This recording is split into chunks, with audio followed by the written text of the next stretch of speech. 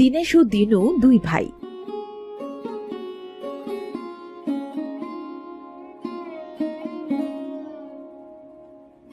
তাদের বাবার রেখে যাওয়া মাঠে কিছু সম্পত্তিতে তারা দু ভাই মন দিয়ে চাষ করত।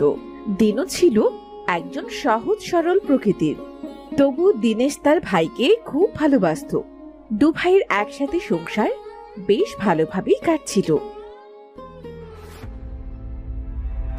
কিরে মালতী, তাড়াতাড়ি খাবারটুকু বাড়তেও পারিস না নাকি? খিদে যে আমার পেটটা যাই যাই অবস্থা, আর তুই যেন এদিকে হাতে মেহেন্দি পরে আসিস। এই তো হয়ে গেছে দিদি, এবার নাও পেট ভরে খাও। দাদা, আপনিও খেয়ে নিন। কি গো, তুমিও বসো আমাদের সাথে। তুমি আবার কখন খাবে?